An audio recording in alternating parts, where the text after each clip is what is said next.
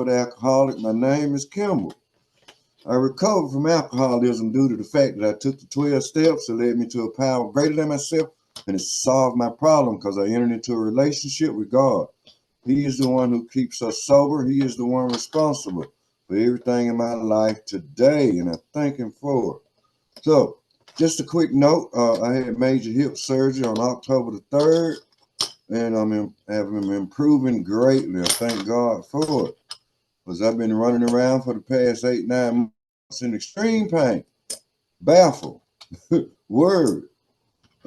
Anytime pain in your body, it affects your whole mental capacity.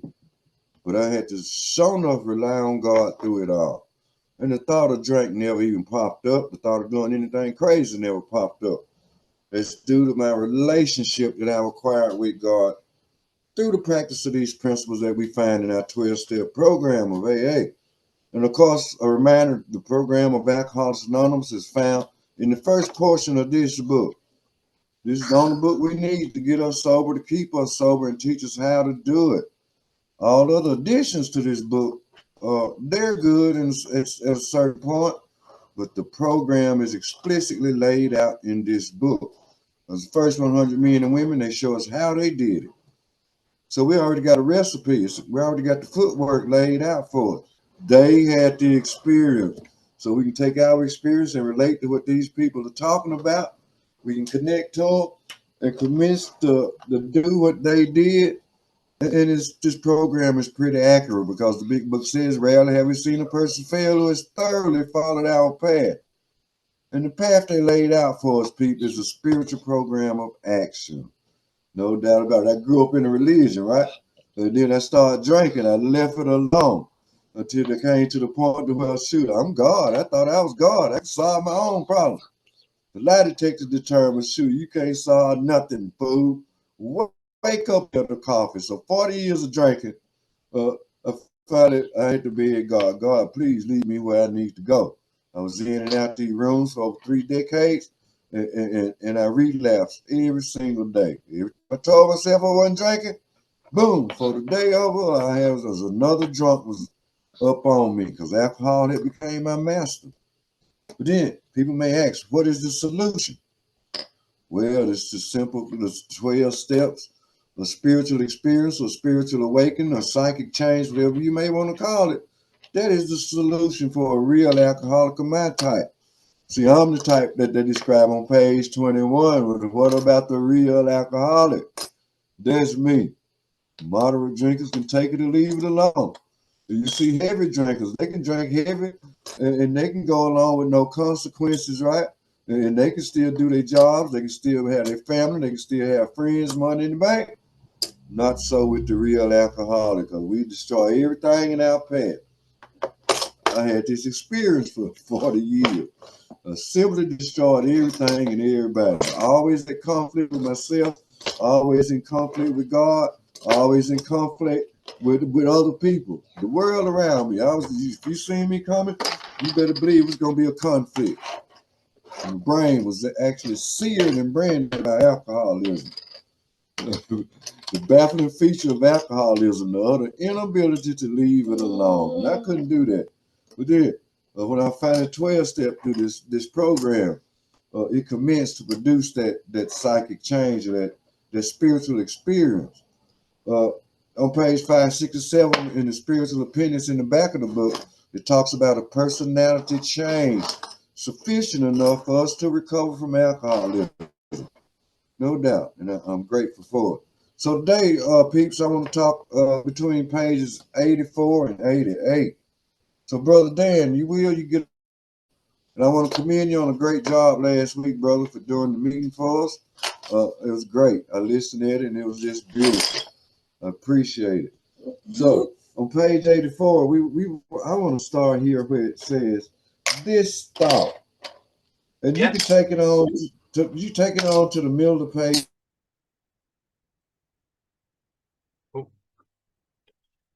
Just lost him there for a minute. The end of spiritual condition on page 85. Yeah. Where it goes on to say, this is how we react. Yeah, cool. But yeah, it's about the middle of page 84, everybody. And we're starting from there. This thought brings us to step 10, which suggests we continue to take personal inventory and continue to set right any new mistakes as we go along. We vigorously commenced this way of living as we cleaned up the past. We have entered the world of the spirit. Our next function is to grow in understanding and effectiveness. This is not an overnight matter. It should continue for a lifetime. Continue to watch for selfishness, dishonesty, resentment, and fear. When these crop up, we ask God at once to remove them. We discuss them with someone immediately and make amends quickly if we have harmed anyone. Then we resolutely turn our thoughts to someone we can help. Love and tolerance of others is our code. And we have ceased fighting anything or anyone, even alcohol, for by this time sanity will have returned. We will seldom be interested in liquor. If tempted, we recoil from it as from a hot flame. We react sanely and normally, and we will find that this has happened automatically. We will see that our new attitude toward liquor has been given us without any thought or effort on our part. It just comes. That is the miracle of it. We are not fighting it, neither or are we avoiding temptation. We feel as though we had been placed in a position of neutrality, safe and protected. We have not even sworn off. Instead, the problem has been removed. It does not exist for us. We are neither cocky nor are we afraid. That is our experience. That is how we react so long as we keep in fit spiritual condition. Okay, thank you, Brother Dan. No doubt about it. Step 10, continue to take personal inventory, and when we were wrong, promptly admitted it. This is a growth step. As we know, steps 10 through 12 are growth steps. These are the steps we need to take the rest of our lives. Step 10 pushes us to step 11. Now, step 11 covers every part of the day, 24 hours a day. Where we get the idea from this thought from step 10 is, well, it began back in step 4, right? We took our inventory, we wrote it down. Steps 1 through 9 is working out our past. We got these things wrote down on paper. 10, 11, and 12 are where we at today in the present moment. We don't no longer linger on. How many of y'all done heard of me? I got to work step 1, 2, and 3 every day. Well, if you working step 1 every day, by George, you got to still be drinking, because we done smashed the delusion that we can take a drink, right? But that's meat and hogwash. That's that fellowship crap. The stuff I was listening at for many years, and that's what kept me drinking. I used to think, like I said, this thought, I used to have a thought, okay, I done did step 1 today. Shoot, it's safe for me to drink now, right? Boom, there I was. But until I was 12 steps through this thing and got the truth, I could move on with my darn life. So, the inventory. Talking about step 10, I love step 11, but step 10 is included directly here. So we start incorporating step 10 in our thinking on a daily basis. See, the problem is our thinking, right? The problem of the alcoholic is centers in the mind rather than in his body.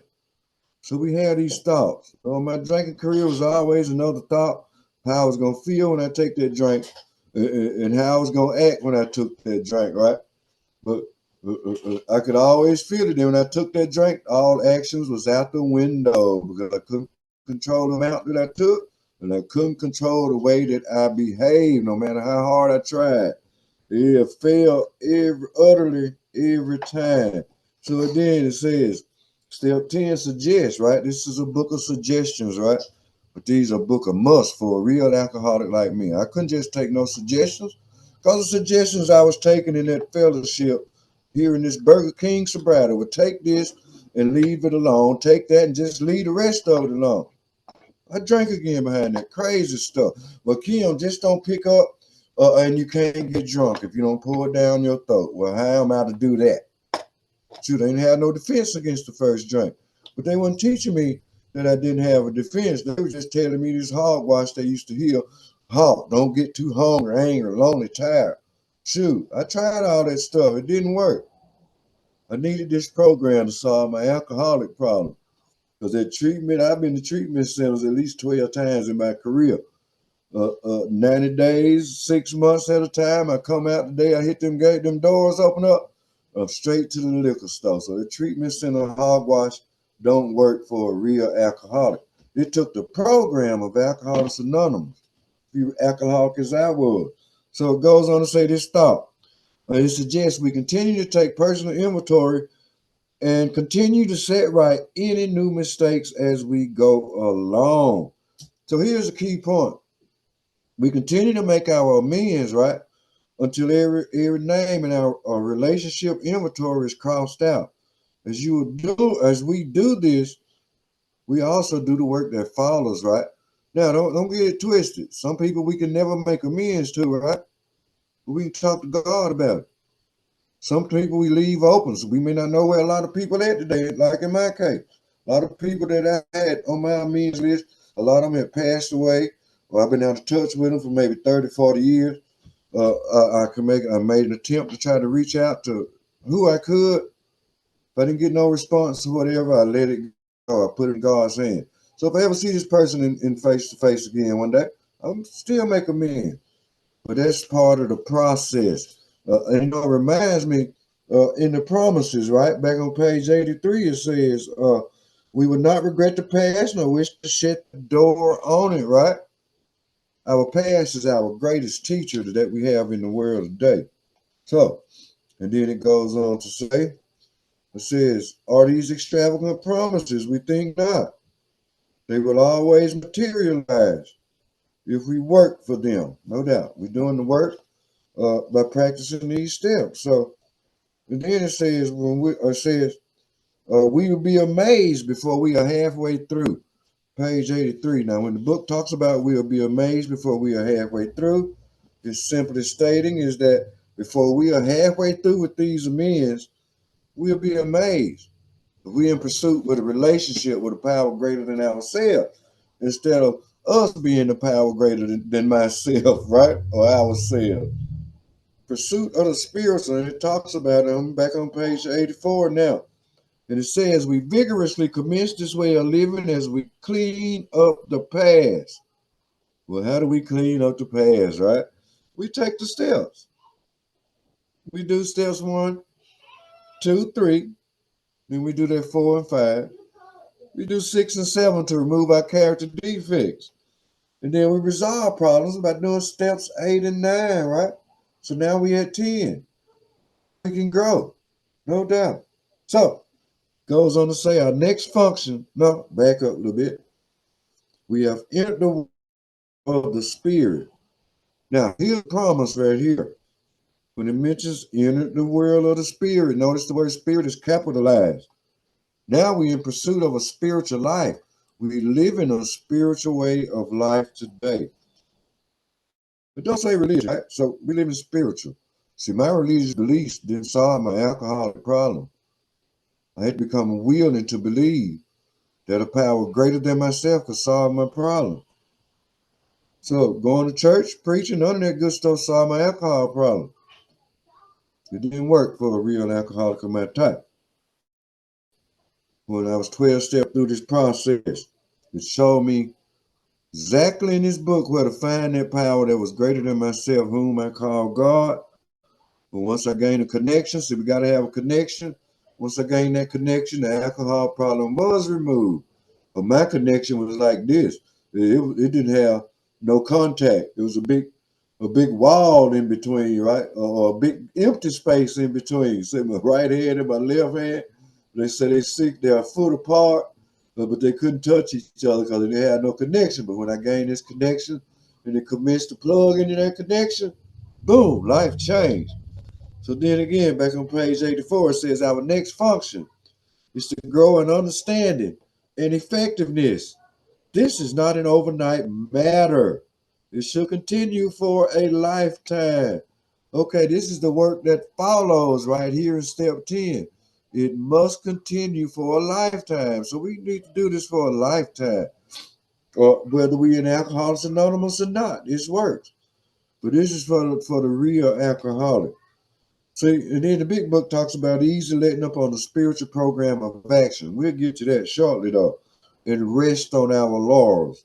So it's easy to do that. We can let up on many things so we can take our past accomplishments and feel that we can be satisfied for them, and it's dangerous for a real alcoholic. So it goes on to relate.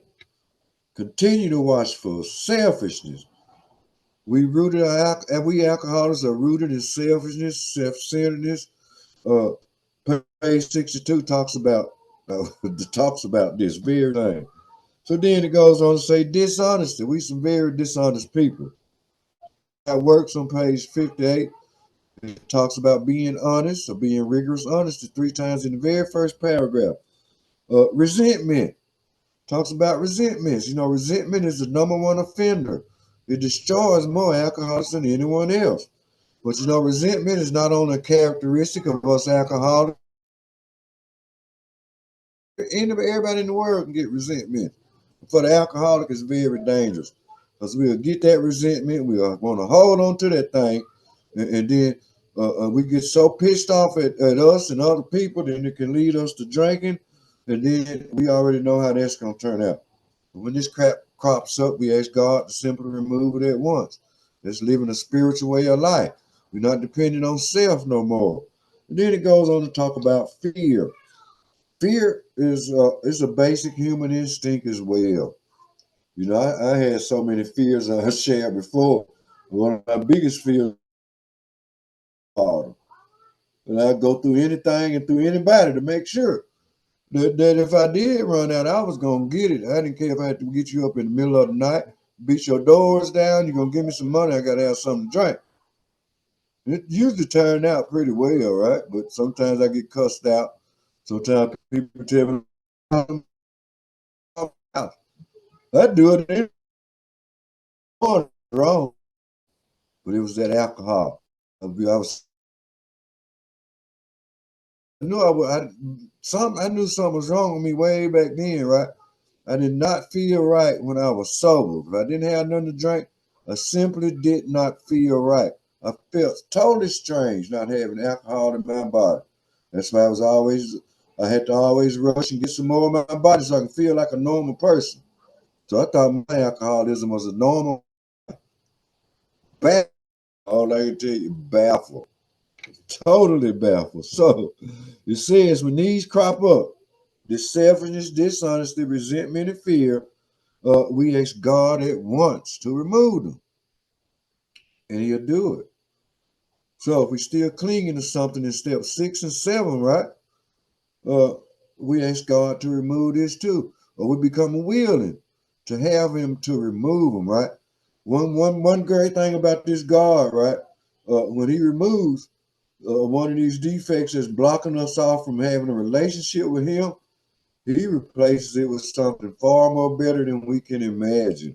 I had this experience. I had this experience every day. Ain't no doubt about it. He always replacing something bad with something good in our lives today. So then the paragraph goes on to tell us we discuss them with someone immediately and make amends quickly if we have harmed anyone. Key point. At this point, how to leave brains out.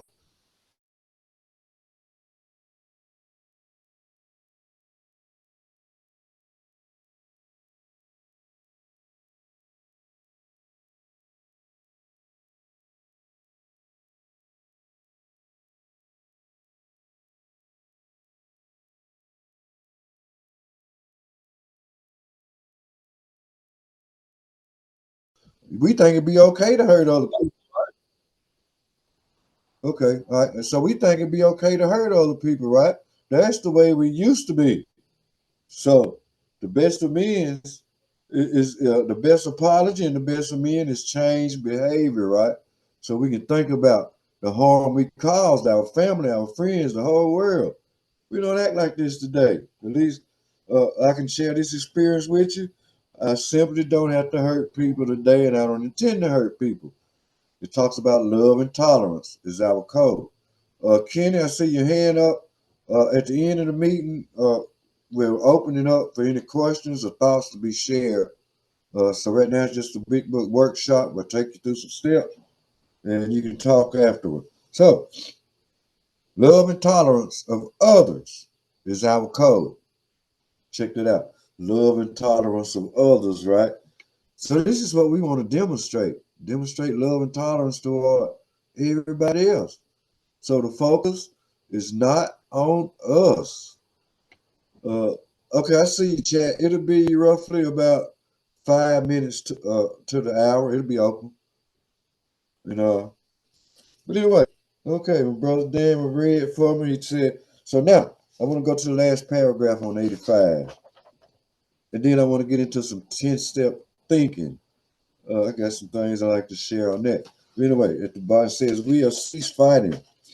And we are cease fighting anything or anyone, even alcohol. For by this time, sanity will have returned. We will seldom be interested in liquor. If tempted, we recoil from it as from a hot flame. We react sanely and normally. And we will find that this has happened automatically. Key point. See, this process, once we learn to practice this process, right, we got the recipe down pat. So we keep all the ingredients in the recipe. And it comes out to be a beautiful finished product. Just like somebody got a recipe to make a cake, right? With all the ingredients, the cake's going to turn out well. But if we miss some of the ingredients, the cake might fall. And as we call it, it'll fall flat. Boom. We alcoholics, we don't want to fall flat on our faces. We spend enough time on our backs anyway battling this darn alcoholism, right? So, step 10, along with step 11, this is what keeps us in fit spiritual condition. And we can receive these miraculous gifts that we get from taking the program. Got you, brother Dan. Huh? So, there's a few promises here on page 85. I like to cover some of them, right? When it says we'll cease fighting anything or anyone, the promise of it is we no longer struggle with anyone or anything. We accept other people as they are. We can't change other people's behavior just like they couldn't change our behavior when we were drinking. No. So we accept these people for who they are. We don't be their dictator. We don't tell them what they got to do or what they need to do. No. We simply try to be helpful to them. We start with the alcoholic, but then we got family members, we got friends, we got a whole lot of other people that we deal with. Employees, employers, we all have to deal with these people. So we simply try to, any way we can, any way we can. So when we talk about, uh, we react normally and it just happen automatically. It can be balanced. We clear it out. See, sanity has returned. So wow, it's a beautiful thing. The sanity return. Woo! Y'all just can't imagine the peace that we get from having the same mind today. It is the most grateful thing I've ever seen in my life. And I thank God for it. So I just tell you the truth. So another promise. When it talks about these problems we may have, right? The problems will seldom trouble us, but when they do, we deal with them quickly and without difficulty. Like I was sharing a few minutes ago, we say something that may offend somebody or if it may hurt somebody, we can say, well, I apologize for this, for whatever I said. We get it done quickly. We don't linger on. Just get it done. So then also, when it talks about it gradually becomes a working part of the mind, our thinking, it means our process of thinking has changed, and it has changed automatically. It's not too difficult.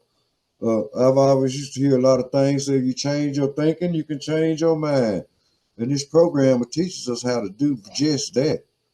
Change your thinking. That certainly helps us a whole lot. It worked in my case, so I know it'll work for anybody else. So, but then another promise that this very page brings out. Well, we can have a new attitude toward problems And this attitude, this new attitude that we have, it comes to us without any effort. So then another promise, we can't avoid problems, right? We don't avoid problems. We face them. We face up to them. We rectify any problems we face as we go along. But here's the key promise I really love that I love to share. You can experience, we all can experience freedom today. Oh, yes, freedom. Well, what we got freedom from? We got freedom from being baffled by alcoholism. This is a free country, with free world we live in. And this peace comes from deep within. It talked about that peace and what that power is on page 55. So we had this experience with connecting with that power. It says it has brought about the greatest peace I've ever had in my whole entire life. No longer worried about where my next drink gonna come from, where my next whatever gonna come from. I get this peace, and it comes from something greater than me. And then another promise it talks about you'll feel safe and protected. No doubt about it. Because it says, we feel as though we have been placed in a position of neutrality. Page 85, first paragraph. Safe and protected. And we'll feel that way today, right? We're safe. From alcoholism, we have a God that's greater than us, a power that's greater than yourself. We don't have to worry about it. Anytime you get these crazy thoughts, they can pop in our head sometime, but we don't have to react on them. We say, God, look, why I'm having this thought. You know good and well I can't take no drink. Remove this thought from my mind. Boom. And it's gone just that quick. No doubt. Practicing, building this relationship with God. This is what this whole part of the book is about. Building on that relationship. Uh, but then it goes on to say, we have not even sworn off. We haven't. The problems cease to exist. The alcohol problem is being removed. It says on page 85, we have not even sworn off. Instead, the problem has been removed. It does not exist for us. We are neither cocky nor are we afraid. This is our experience. It talks about our experience, the first 100 men and women. They sharing the experiences that they had of what happened, what we were like, what happened, and what we are like now. And this is proof. Follow what they did. All our problems will be solved. Because it tells us, hey, the problem has been removed. So some may want to know, no, I'm recovering the rest of my life. I have to be recovering every day. No, you don't. The book says the problem has been removed. Like, let me share this with you. I just had a major hip surgery. I had a pain problem. My hips and groins, everything was in pain for 8 months, almost 9 months. That was a problem. But I talked to God about it every day. When it came to my alcoholism, see, I'm still recovering. I'm almost healed. But this condition, the problem has been removed that caused the pain, right? It ain't coming back. Comes to alcohol. When it says the problem has been removed, we're not still recovering from alcoholism. The problem still may be with self, because self can always pop up, right? But the alcohol problem has been removed. So if it's been removed, we're no longer recovering from alcoholism. Dealing with self. Self is our greatest enemy, right? But anytime we get this relationship with this power of God that's greater than us, he never lets us down. He's not going to let us down. If he don't remove it, either our problem's been removed or it has not been removed. So, then it talks about uh, we are neither cocky nor are we afraid. So, no, we don't have to be cocky. We don't have to walk around advertising this or bragging and whooping and hollering about this and that. No, we just simply live life as it comes. We ain't got to go put no billboards up. Well, I'm recovered from alcoholism, this and that. No, people going to see the change anyway. They going to see we not the same people, right? And then we can hang around these people. My family members, they drink sometimes, but They keep looking around the house. Do you think it bothered me? Shoot, no. The problem has been removed. And I rejoice in it. I love to see people that can drink or that can have fun and drink, like somebody normal. But I can't do it, and I already know I can't. So I never try that crap. I don't have to worry about it as long as I stay in fit spiritual condition.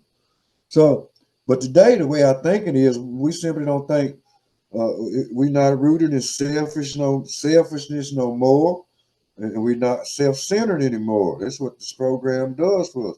It removes us from self. We learned that back in step 3 in the step 3 prayer. God relieve me of the bondage of self. That's the greatest problem with the world, is selfishness. But alcoholic is dangerous. It'll tear us up. Selfishness tears us alcoholics up.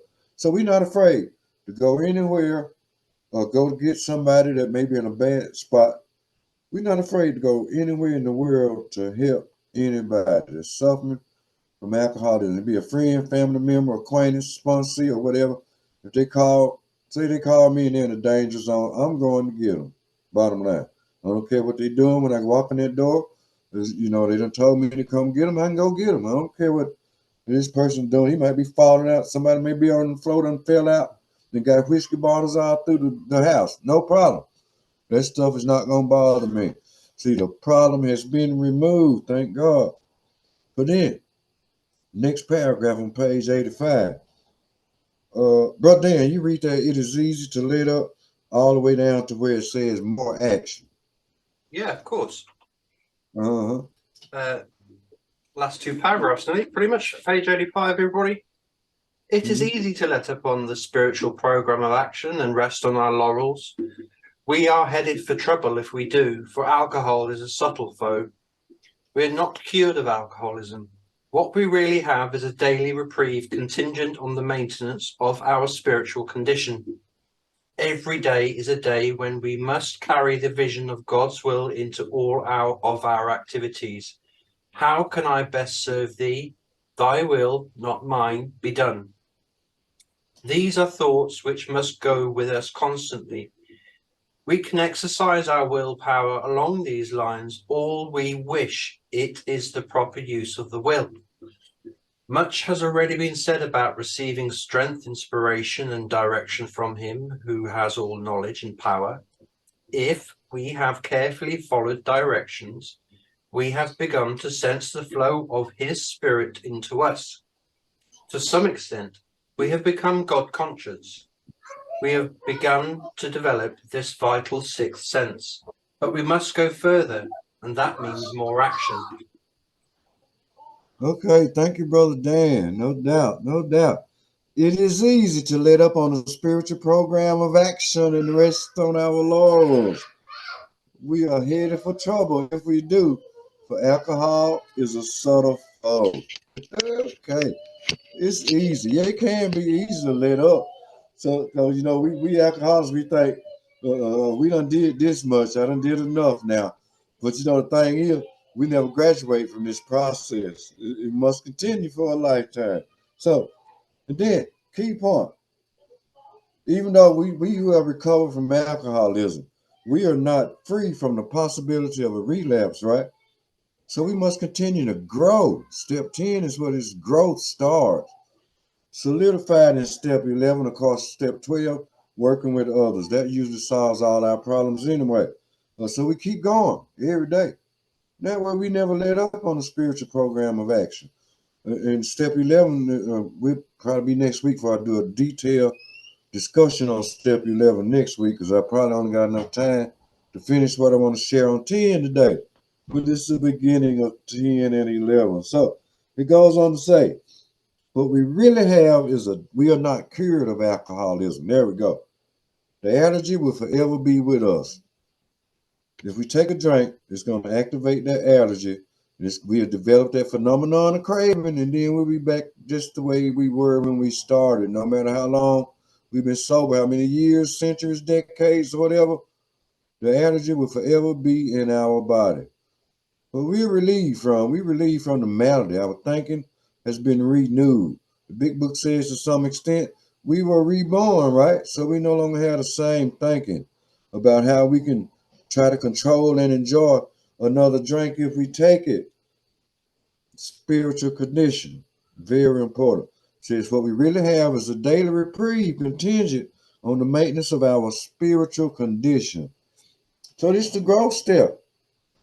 And to stay in fit spiritual condition, it's the steps. That's what we do. We live in step 11. If we live in step 11 on a daily basis, because it's the only step that covers on awakening as we go through the day and when we retire at night. And if we living in 10, we doing the previous.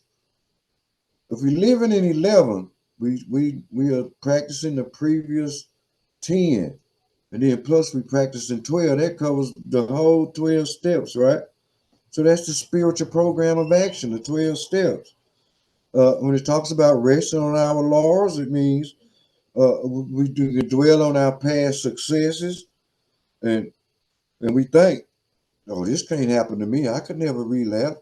Well, no, if we let up on our spiritual program of action, there's a very high possibility we could. So we got to continue to grow and grow. So then it goes on. Every day is a day when we must carry the vision of God's will into all our activities. How can I best serve thee? Thy will, not mine, be done. Very powerful statement. How can I best serve thee? How can I best serve this God and be of help to other people? Now it's about being of service to others, right? Love and tolerance is our code.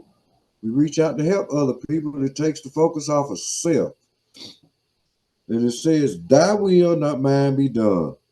It says every day is a day we must carry the vision of God's will into all our activities.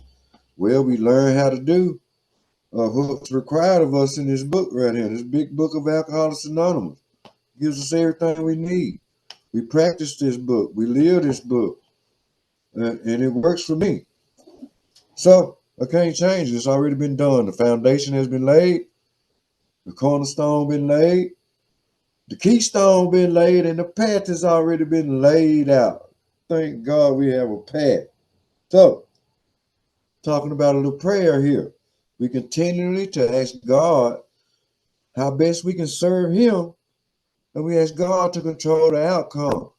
When I tried to control my outcomes, shoot, I ain't include God, right? So we know the outcome is always heinous, ridiculous, baffling. But thank God, today I can ask Him for direction, uh, and then He can teach me all these other things. He teaches me how to pray, how to be a benefit to Him, how to be a benefit to other people. Uh, and I thank God for granting me this message of Alcoholics Anonymous. The message, not any message, right? Because some of y'all know my struggles 3 years in and out the decade, 3 decades in and out the fellowship, and I was still drinking because I was still running on self-will. But this program showed me how to get out of self, rely on God. He's greater than my butt is. I ain't nothing. Shoot, I ain't even nothing. You imagine God, you can't imagine how big God is out there. But I ain't nothing but a little old, a speck on the horizon. That's about all I am. Uh, he thought well enough for me to realize one day I need this program to solve my problem. So then he said, these thoughts must go with us constantly. Yes, always thinking about how can I be a benefit to God, right? When we depend on God, He lead us to how we can help other people today without any kind of motive, right? In my drinking career, I always had a motive. If I was gonna come help you, you better believe I had a motive for your butt. Yes, sir. I always had a motive. I freely help people today without no questions, no thoughts, no nothing. Because it's part of what I'm supposed to do. It's part of God's will for me. Carrying this message. I have another message that I carry, but not on this platform. That's the greatest message that I have to carry today in my life. And it incorporates right along with this message right here. And then it says we can exercise our willpower along this line all we wish. It is the proper use of the will. Okay. So then, bottom of page 85, I want to talk about much has already been said. See, remember, step 10 pushes us to step 11, right? And step 11 is sought through prayer and meditation to improve our conscious contact with God as we understood Him, praying only for knowledge of His will for us and the power to carry that out. So much has already been said about receiving strength, inspiration, and direction from Him who has all knowledge and power. I certainly ain't got all knowledge and power. I once thought I did, right? But shoot, that was a darn lie. The lie detector said, Kim, your butt ain't got no power, no more than nothing. You don't have no power. See, lack of power, that was our dilemma as alcoholics. Shoot, I ain't had the power to stop myself from taking another drink. Alcohol was more powerful than me. It became my master. I couldn't do nothing about it without something greater than me. Man, I couldn't do nothing about it. But keep on drinking, drinking, drinking. So then it goes, here's a promise now. I share this promise with you right here on this very topic. We have carefully worked the steps so far. That's the where we at right now in the book. You should be experiencing the power of God flowing through us, and we are becoming aware of God's presence, right? Yeah, our thinking is beginning to shift off of self, should already been cleared of alcoholism, right? Uh, so our thinking shift is it kind of focus on God right about now. Because He is the one who has all knowledge. He is the one who has all power. And then also, it goes on to say, to some extent, we have become God conscious. And we have begun to develop this vital sixth sense. But we must go further, and that means more action. Okay. It talks about this vital sixth sense. But we already ingrained with five senses. We all know with the five senses that we have developed. But there's such thing in a human condition called a spiritual malady. Spiritual malady is not a symptom of being a real alcoholic. It is a human condition. So all of us suffer from this spiritual malady, right? But by this time, we start to develop this sixth sense. It means it's simply becoming more God conscious, right? We tend to start shifting our thoughts to where, what is this book telling me right here? It needs to shift. I should be already experienced this shift that's coming up on me. Thinking about God's will. See, it brings out talking about God's will. How can I help other people? How can I reach out to this person? What do I need to do? And we at the whole time we talking to God about it, right? But then it goes on to say, we must go further, and that means more action. Keyword action. This is a program of action. Uh, we continue to do what we got to do. We continue to live in step 11. We continue to do step 12, helping other people, as many as we can. Some people won't take the message that we had to offer, but we still reach our hand out and try to help them. But always remember, when it comes to step 11, prayer and meditation, they are vital tools that we have today. So we shouldn't be self-conscious. I mean, we should be conscious about these things. Others have used prayer and meditation successfully, right? And so should we. This big book has different prayers that they use. We can use any prayer we like. The word in the big book says, as long as the wording is optional, right? Relating and discussing things with the power that's greater than ourselves. And it's a beautiful process. I hope everybody's had this experience so far, because ain't nothing like it. Having the peace of God to run our lives today is greater than anything I can explain. Thank you, God. Thank you, God, for AA and this program of action. You know, so I'm gonna stop it right there, brother Dan. Uh, Next week we'll finish. I want to go back through 85 and 85 to the end of the chapter. But Yeah, cool. I always ask God each week, well, where do I need to go? This way He directed me today. Step 10 is vital, right? Because it's still one more time before we close. Steps 4 and step 10 is connected. It's about our inventory. So now, at this point of the book, we already got all this stuff down. We done took the necessary actions. We We done made amends where we could. The 6 and 7, we done got the. We asked God to remove these defects we may have. We asked Him to be willing to right any wrong. Simple, building this relationship with it, and 10 I stops love us it. from continuing to having to make step fours all the time. Yeah, exactly. We already got it wrote down. If we hurt somebody today, we ain't got to go write it down and say, "Oh, we correct it right then." We ain't got. We already got the step 4 inventory. So 10 just gives us a chance to actively practice the principles in this program. So thank you, Brother Dan, as always, for being Pleasure. a great sidekick co-host, and I thank As everybody for being here today. long as you didn't call me And, Robin. okay, and, Brother Dan, you can close it out when you get ready. Then we'll open it up. Yeah, A little cool. chit chat. Okay. Thank you, everybody. Thank you, Brother Kemble, for hosting today. Really good to see you back in the chair. This Yeah. recording will stop shortly after I've finished my little bit. I have posted in the chat the audio workshop audio's recording from today. It might be interrupted a little bit. Apologize for my internet, but that's where all the previous ones and today's will go. Posted for the Keystone Big Book discussion on how we recovered Facebook page. Great one for information. And yeah, that's about it. So thanks again. And I'll close off with a step 3 prayer found on page 63. And I will start with that. God, I offer myself to thee, to build with me and to do with me as thou wilt. Relieve me of the bondage of self, that I may better do thy will. Take away my difficulties, that victory over them may bear witness to those I would help of thy power, thy love, and thy way of life. May I do thy will always.